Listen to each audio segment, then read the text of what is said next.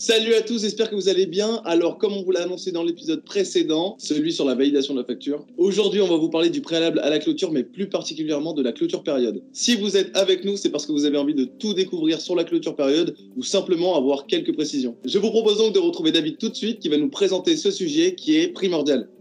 Alors Baptiste, tout ce que tu as voulu connaître sur la clôture période sans jamais oser le demander. Alors cette clôture période est une fonctionnalité qui a été rajoutée dans le cadre de l'adéquation, la mise en adéquation de nos applications avec la loi antifraude. La loi antifraude qui demande que pour une période donnée, on puisse figer tous les documents commerciaux de notre application. Donc voilà, pour figer donc ces éléments, on va lancer une clôture période et avant de cette clôture période, il faut au préalable que nous ayons comptabilisé les documents, les factures plus exactement de vente et d'achat, ainsi que les règlements de vente et d'achat. Donc pour vérifier si nos factures de vente et d'achat et nos règlements de vente et d'achat aussi ont bien été comptabilisés pour la période qu'on souhaite clôturer, on va en fait lancer un état, c'est une sorte de préalable. Cet état, c'est l'état des journaux comptables. Par rapport à cet état, on va le paramétrer pour qu'il nous donne le résultat sur la période qu'on souhaite clôturer. Ici, je vais en fait clôturer jusqu'au 31 décembre 2019. Donc, je vais paramétrer mon état pour bien vérifier que pour la période donnée, je n'ai plus d'éléments comptabilisés. Voilà, je vais mettre ici en plus de critères pour pouvoir faire un contrôle en fait pour les 4 éléments qui m'intéressent. Le premier élément qui m'intéresse, c'est ici les factures de vente, celui qui est par défaut. Donc, il est important ici de se mettre en plus de critères pour ne pas avoir à fermer et réouvrir la fenêtre. Donc, je vais lancer l'état de contrôle pour les factures non comptabilisées. Donc ici, j'ai 3 factures de vente qu'il faudra que je comptabilise. Ensuite, je reviens dans mon état.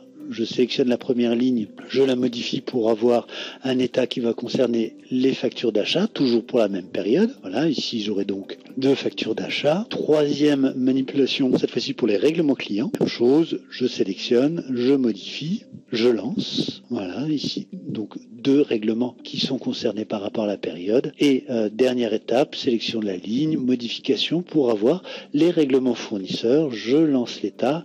Est-ce que j'ai des règlements fournisseurs qui ne sont pas comptabilisés? Non, ce n'est pas le cas. Voilà, donc j'aurai à comptabiliser d'un côté règlement et facture de vente, de l'autre côté facture d'achat. Alors, pour me simplifier la tâche, il y a un paramétrage ici au niveau des paramètres société dans la comptabilisation au niveau des factures qui me dit que ici je vais pouvoir comptabiliser simultanément facture et règlement. Ça va un petit peu faciliter la tâche, c'est-à-dire que je n'aurai pas à comptabiliser d'un côté les factures puis ensuite à comptabiliser les règlements. Là je ferai en une seule fois la comptabilisation de mes différents éléments.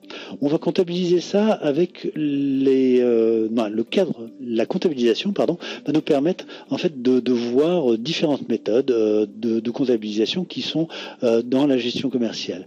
La première, je vais le faire pour les documents de vente. C'est-à-dire que là, je vais le faire directement à partir de la liste. Le premier avantage, c'est que ici, je vois dans ma liste que j'ai une facture qui n'est pas validée. Et la validation, on l'a vu précédemment, est un préalable à la comptabilisation. Donc, je vais d'abord valider ma facture. Voilà. Donc, la validation va se faire. Cette facture va être figée. Et donc, maintenant, je vais pouvoir sélectionner l'ensemble de mes documents et toujours par le biais du menu contextuel, je vais comptabiliser mes documents. Il est possible aussi de les comptabiliser un par un en les ouvrant avec une fonction dédiée à la comptabilisation, mais on peut le faire là par le biais de la liste comme on le fait maintenant. Voilà. Donc là, mes factures de vente ont été comptabilisées. De la même manière, mes règlements de vente ont été comptabilisés parce que j'ai coché l'option qui allait bien. Et puis, je vais comptabiliser mes factures d'achat.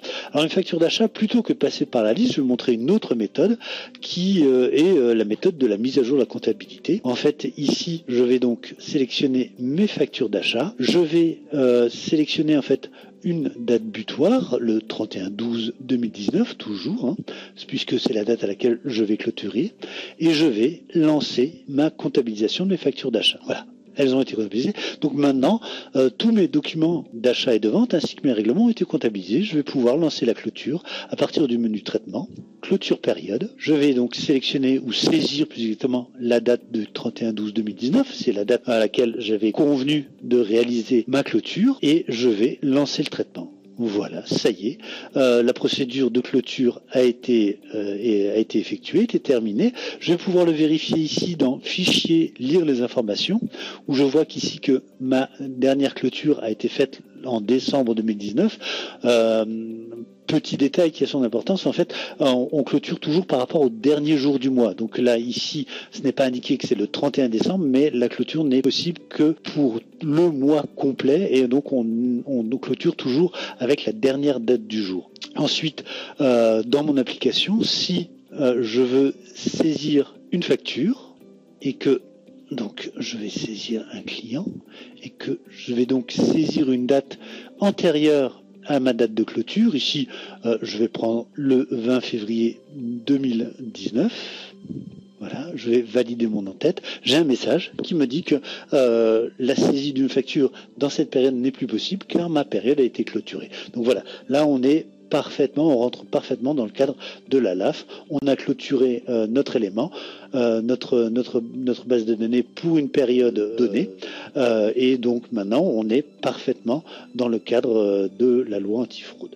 Merci beaucoup David pour tous ces renseignements. Désormais, vous devez tous être incollables sur la question de la clôture période. En tout cas, c'est ce que l'on souhaite. Comme d'habitude, si à la fin de cette vidéo, il vous reste des questions par rapport à la clôture période, je vous encourage vraiment à consulter toutes les plateformes que nous mettons à votre disposition.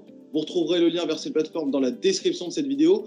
Vous pouvez également nous faire remonter toutes vos interrogations dans les commentaires. En attendant les prochains épisodes, allez vous abonner à notre chaîne YouTube. C'est très important.